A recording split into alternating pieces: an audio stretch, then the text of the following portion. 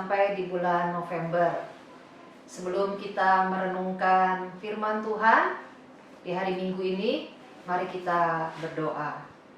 Bapa di surga, terima kasih untuk segala kebaikan-Mu, penyertaan-Mu Tuhan, kesehatan yang Kau berikan bagi kami. Tuhan, kami sudah ada di bulan November.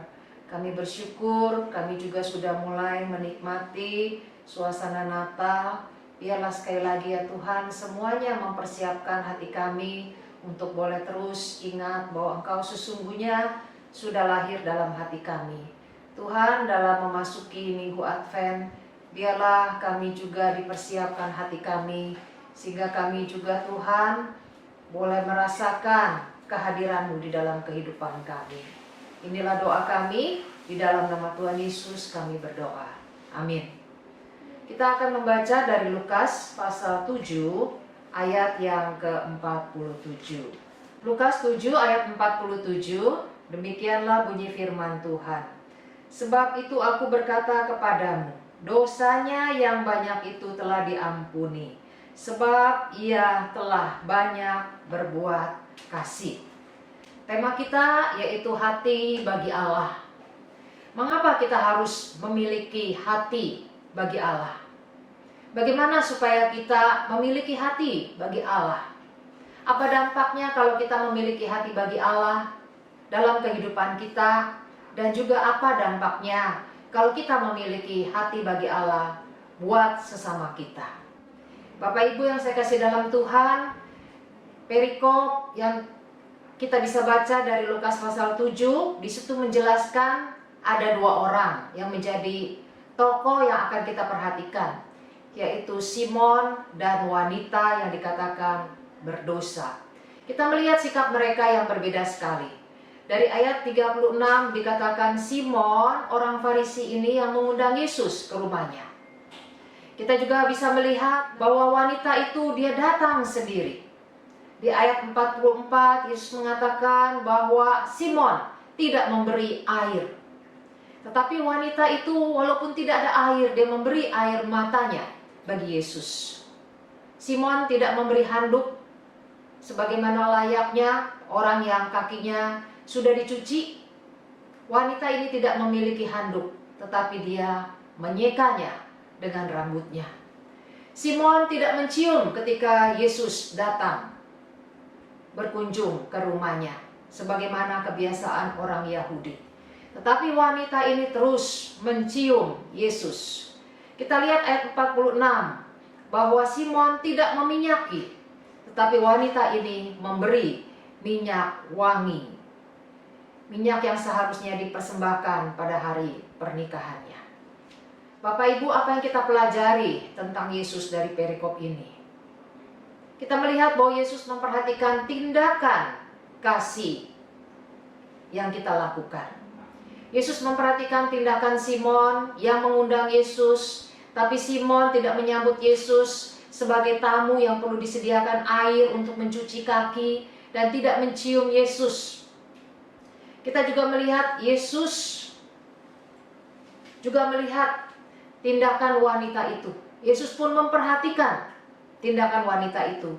Meskipun dia hanya sebagai tamu, bukan sebagai undangan, tapi dia menunjukkan kasihnya yang luar biasa kepada Yesus. Kita melihat apa yang kita pelajari dari perikop ini tentang natur kita sebagai manusia yang berdosa. Natur kita sebagai manusia yang berdosa itu sangat individualistis. Apa artinya? Yaitu tidak ada tujuan yang lebih tinggi daripada kesenangan dan kebahagiaanku. Jadi manusia yang berdosa begitu egois. Kalau kesenangannya atau kebahagiaannya terganggu, maka dia tidak akan melakukan. Jadi tidak ada tujuan yang lebih tinggi daripada kesenangan atau kebahagiaanku. Tidak ada tujuan yang lebih tinggi daripada memenuhi kebutuhan, hak-hak, dan keinginan sendiri. Jadi tujuan yang tertinggi adalah kebutuhan saya, hak-hak saya, dan keinginan saya. Bapak Ibu, apa yang kelihatan dari orang-orang yang individualistis atau yang egois? Kita juga bisa memeriksa diri kita. Apakah kita termasuk orang-orang yang egois atau individualistis. Yang pertama, yang kelihatan, orang-orang yang individualis, mereka mementingkan diri sendiri, selalu berpusat pada hak. Ini kan hak saya. Maka dia akan memperjuangkan haknya itu melebihi apapun juga. Dia juga kurang berkomitmen dengan orang lain. Kita lihat bahwa dia juga menjadi orang yang malas dan tidak bertanggung jawab.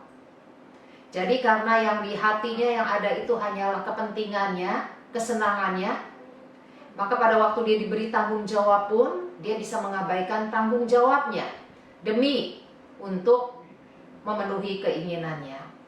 Dia menjadi orang yang banyak menggerutu atau mengeluh. Kita lihat tindakan Simon dari perikop tadi menunjukkan bahwa hidupnya tidak banyak berubah.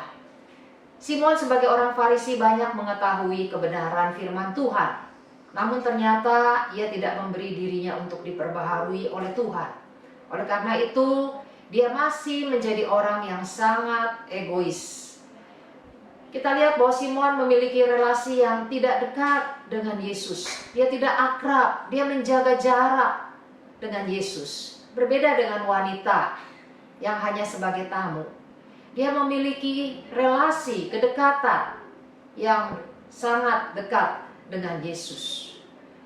Bapak Ibu yang saya kasih dalam Tuhan, kita lihat apa dampaknya. Dampaknya karena Simon tidak memiliki relasi yang dekat dengan Tuhan. Simon akhirnya tidak memiliki juga hati yang mengasihi Tuhan. Berbeda dengan wanita itu. Kita juga lihat apa arti hidup itu buat Simon. Apa makna hidup buat Simon? Buat Simon hidup adalah untuk kepentingannya dan kesenangannya, bukan untuk melakukan apa yang menjadi kehendak Tuhannya. Bapak Ibu, bagaimana dengan kita? Apakah kita memberikan hati kita bagi Allah? Kalau kita memberikan hati kita bagi Allah, apakah hal itu kelihatan dalam kehidupan kita? Di mana tempat kesenangan dan kepentingan kita? Orang yang memberi hati bagi Allah, maka dirinya, kepentingannya, hak-haknya bukan yang menjadi ia terutama, tetapi kehendak Tuhanlah yang dia prioritaskan. Kita juga boleh memeriksa diri kita, bagaimana komitmen kita kepada orang lain. Apakah kita termasuk orang yang memegang janji kita ketika kita berkomitmen dengan orang lain? Ataukah kita memiliki begitu banyak alasan untuk kita melepaskan janji yang pernah kita ucapkan? Apakah kita termasuk orang yang bertanggung jawab melakukan pekerjaan dan pelayanan kita? Ataukah kita termasuk orang yang seringkali bermalas-malasan dengan tanggung jawab yang ada pada kita? Mana yang lebih banyak keluar dari mulut kita? Apakah ucapan syukur ataukah keluhan? Bapak Ibu, kita boleh memeriksa diri kita. Apakah kita seperti Simon yang tidak memiliki hati bagi Allah? Ataukah kita seperti wanita yang datang ke rumah Simon? Bapak Ibu, bagaimana kita dapat menjadi orang yang memiliki hati bagi Allah? Kita harus menerima kasih Allah terlebih dahulu. Yesus mengatakan, sebab itu aku berkata kepadamu, dosanya yang banyak itu telah diampuni, sebab ia telah banyak berbuat kasih. Tetapi orang yang sedikit diampuni, sedikit juga ia berbuat kasih. Kita harus mengerti bahwa dia berbuat kasih, setelah itu dosanya diampuni, bukan demikian. Tetapi dia dosanya sudah diampuni terlebih dahulu, baru dia banyak berbuat kasih. Jadi di sini bukan menganut ajaran bahwa wanita itu berbuat banyak kebaikan sehingga dosa-dosanya diampuni. Bukan demikian. Tetapi dia sudah diampuni dosanya sebagai bentuk ungkapan syukur dia atas dosanya yang sudah diampuni. Ia banyak berbuat kasih. Bapak Ibu, Yesus juga mau menegaskan bahwa wanita ini begitu merasakan kasih Allah yang besar dalam hidupnya. Wanita ini sadar dia bukan wanita yang baik-baik. Dikatakan wanita berdosa, reputasinya jelek. Dan dia merasakan bahwa Tuhan telah mengampuni dosanya yang begitu besar, sehingga dia mau berbuat banyak kasih. Jadi bagaimana kita bisa menjadi orang yang memiliki hati bagi Allah? Kita harus menerima kasih Allah terlebih dahulu. Di dalam 1 Yohanes pasal 4 ayat 19, kita mengasihi karena Allah lebih dahulu mengasihi kita. Kita tidak punya modal, kita tidak punya bekal, kita tidak punya kemampuan untuk mengasihi Allah kalau Allah tidak lebih dulu memberikan kasih-Nya kepada kita. Jadi karena Allah lebih dulu mengasihi kita, maka kita baru dapat mengasihi Allah. Bapak Ibu, begitu juga dengan hidup kita. Kita seperti membawa gelas yang kosong ke hadapan Tuhan. Ketika kita percaya kepada Yesus, maka hati kita yang kosong itu diisi dengan keberadaan Yesus sendiri. Yesus yang adalah Allah yang mengasihi kita akan memenuhi hati kita dengan kasih-Nya. Maka kita baru dapat mengasihi orang lain. Oleh karena itu, seseorang yang sudah percaya kepada Yesus, maka dia sudah mengalami kasih Allah itu. Jika ia sudah menerima kasih Allah, maka ia dapat mengasihi sesama dan dirinya dengan tepat. Bapak Ibu, ada orang yang begitu narsis, begitu berlebihan mengasihi dirinya. Tapi juga ada orang yang begitu tidak mengasihi dirinya, seringkali menyakiti dirinya dengan cara menoleh-noleh ataupun melakukan dosa yang akhirnya merusak dirinya sendiri. Mengapa ada orang Kristen yang sudah percaya Tuhan tapi masih begitu egois dan tidak dapat mengasihi sesama dengan tepat? Memang ini adalah pergumulan hidup kita seumur hidup. Kita belajar untuk terus memberikan hati kita bagi Allah. Ini adalah PR kita untuk terus berjuang. Pertama-tama, kita memberi hati kita bagi Tuhan. Bapak Ibu, jika kita tidak mengasihi Tuhan, kita belum menerima kasih Tuhan, maka kita akan mengasihi yang lain. Kita dapat lebih mengasihi keluarga kita. Kita bisa lebih mengasihi pekerjaan, uang kita lebih daripada Tuhan. Oleh karena itu kita, kalau tidak mengasihi Tuhan, maka kita akan mengasihi yang lain. Bapak Ibu, jika kita rindu untuk mengasihi Allah dan memberikan hati kita bagi Allah, mari pertama-tama beri diri kita untuk dikasihi oleh Allah, untuk menerima kasih Allah terlebih dahulu. Setelah itu kiranya Tuhan akan menolong kita. Tuhan akan membantu kita. Kita dapat mengasihi sesama dan diri dengan tepat. Kiranya Tuhan memberkati kita dengan firman-Nya. Amin. Mari kita berdoa. Tuhan, kami terus butuh diingatkan bahwa kami adalah orang-orang yang telah dikasihi Tuhan. Kau memberikan kepada kami modal. Kau memberikan kepada kami benih ilahi. Memberikan kasih Allah di dalam hati kami. Dengan kekuatan kami tidak mungkin mengasihi sesama kami. Mengasihi anggota keluarga kami yang seringkali menjengkelkan, ataupun mengasihi orang lain yang berkali-kali mengecewakan, menyakiti hati kami. Namun ketika kami sadar bahwa kami pun dikasihi Allah terlebih dahulu, ini mendorong kami, ini menyadarkan kami bahwa kami sudah menerima kasih Tuhan di dalam hati kami, memampukan kami untuk bisa mengasihi orang lain secara tepat, dan juga bisa memperlakukan diri kami tidak berlebihan dan juga tidak salah.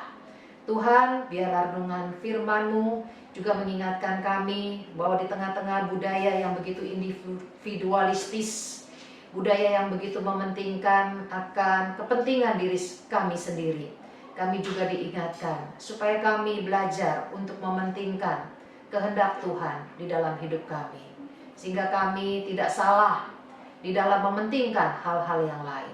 Berkati ya Tuhan waktu di depan kami terus berdoa untuk pandemi supaya ini juga bisa segera ditangani oleh pemerintah kami. Kami bisa kembali kepada situasi yang Tuhan mau kami kerjakan. Ada banyak perubahan ketika kami juga memasuki situasi yang baru setelah pandemi. Biarlah semuanya itu kami jalani dengan sukacita. Kami berdoa bagi jemaat-Mu yang punya pergumulan dalam masalah anak-anak ataupun anggota keluarga yang sakit. Tuhan, kiranya Engkau juga menjamah. Untuk Mama Eli, Tuhan, hari Minggu juga akan dioperasi. Kalau semuanya dinyatakan baik oleh dokter, beri hikmat pada dokter yang menanganinya. Kami juga terus berdoa Tuhan bagi saudara-saudara kami yang lain yang di dalam keadaan lemah tubuh. Tuhan tahu satu persatu. Terima kasih untuk Jeden, anak Yutara, yang hasil MRI-nya ya Tuhan tidak terlalu bermasalah. Tuhan juga berkati saudara-saudara kami yang lain yang dalam keadaan lemah tubuh. Untuk Maria, Tuhan juga berkati. Maria Rey, Tuhan berkati supaya dia juga boleh kembali sehat. Hanya kepadamu Tuhan kami serahkan pergumulan jemaat-Mu, masalah pekerjaan, masalah keuangan. Kami mau Tuhan kembali menghadapinya bersama dengan Tuhan, supaya kami tidak digoncangkan oleh persoalan hidup. Tuhan, inilah doa kami. Di dalam nama Tuhan Yesus kami berdoa. Amin.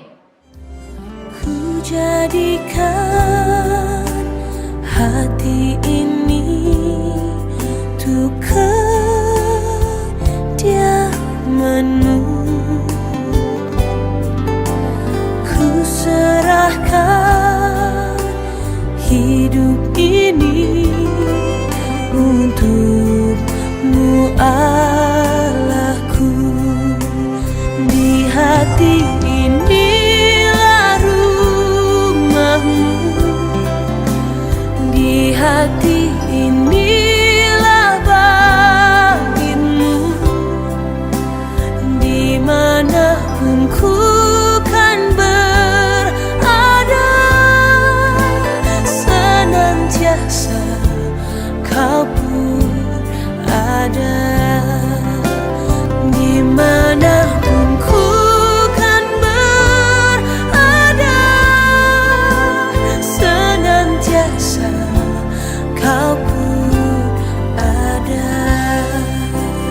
Dimanapun ku kan berada, senantiasa Kau